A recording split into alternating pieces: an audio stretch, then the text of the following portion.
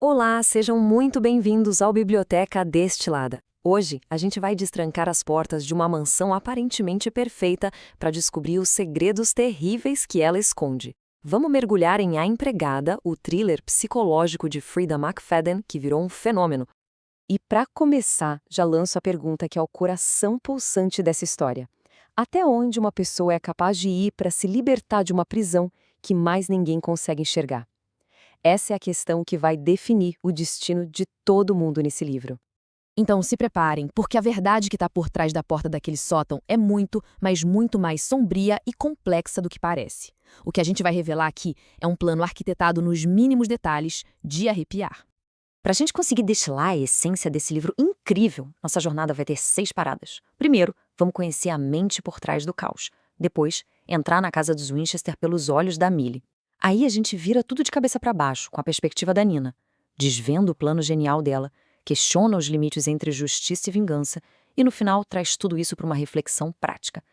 Mas antes de mergulhar de cabeça nessa trama, vamos dar uma espiada em quem foi que teceu essa teia de suspense tão bem amarrada? A Frida McFadden. E o mais curioso aqui é que a vida da própria autora já parece o cenário perfeito para um dos livros dela. Pensa só, a Frida McFadden é médica, especialista em lesões cerebrais, ou seja, ela entende da mente humana como poucos. E para completar, ela mora numa casa super antiga que, nas palavras dela mesma, ranja camapaço e onde ninguém consegue ouvir se alguém gritar. Quer dizer, é quase uma inspiração em tempo real, né? Ok, vamos lá. A primeira parte da história joga a gente direto no mundo, através do olhar da Millie, a nossa protagonista, que tá numa situação, assim, desesperadora.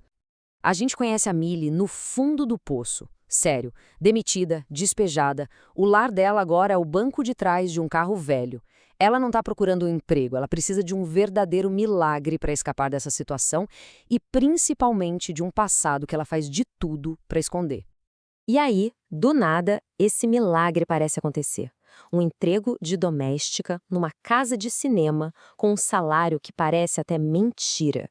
Só que a realidade bate na porta bem rápido. O quarto dela é um cubículo no sótão que mal dá para respirar, e a patroa, a Nina Winchester, é uma pessoa que vai da simpatia mais forçada do mundo à crueldade pura em segundos. E essa frase da Millie diz tudo, né?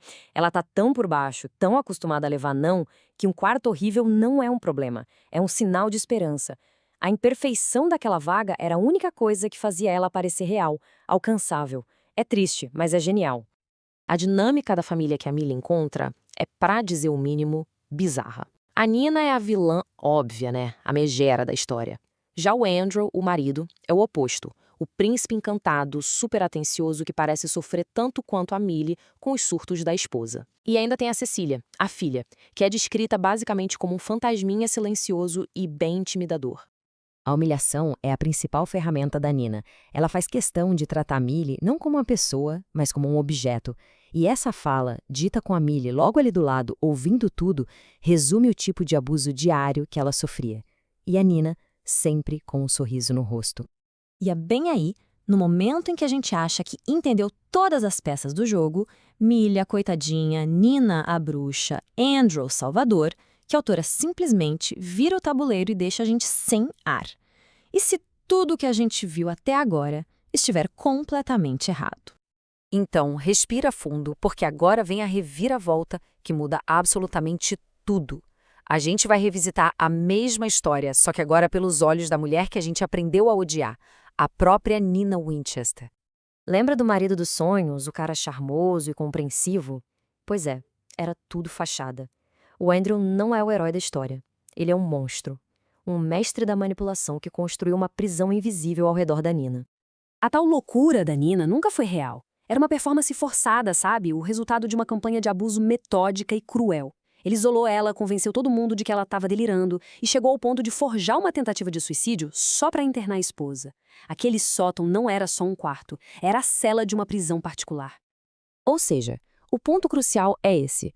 O Andrew criou uma armadilha perfeita. Qualquer tentativa de fuga da Nina, qualquer denúncia, só ia servir de prova para confirmar a história que ele criou de que ela era louca. Se acontecesse qualquer coisinha com ele, ela seria a culpada. Simplesmente não havia saída. Se a Nina não podia escapar sozinha, ela precisava de ajuda. Mas não de um salvador, de um herói. Ela precisava de uma arma. E ela mesma ia construir essa arma. E o plano da Nina, gente, é de uma genialidade cruel e precisa. Ela não contratou uma empregada, ela recrutou uma soldada. Primeiro, achou a isca certa, a Millie. Segundo, ela interpretou o papel da esposa louca para empurrar o Andrew direto para os braços da outra. Terceiro, criou oportunidades para eles ficarem sozinhos. E o passo final era simplesmente deixar o Andrew se sentir tão no controle, tão confiante, que ele inevitavelmente ia mostrar quem ele era de verdade. A escolha da Millie não foi por acaso, de jeito nenhum. A Nina investigou o passado dela e descobriu uma coisa muito específica. A Millie não era uma criminosa comum. Ela foi presa por matar um cara que estava atacando uma amiga dela. O histórico dela mostrava um padrão, uma reação explosiva contra homens abusivos. A Nina não viu mais presidiária, ela viu a ferramenta perfeita. Uma pessoa com um gatilho muito específico que o Andrew com certeza iria apertar. E tá aí.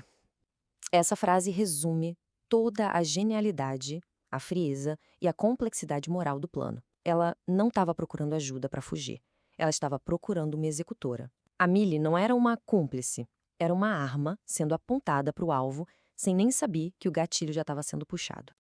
Com a história completa, com o quebra-cabeça todo montado, o livro deixa a gente com umas perguntas bem desconfortáveis e sem respostas fáceis.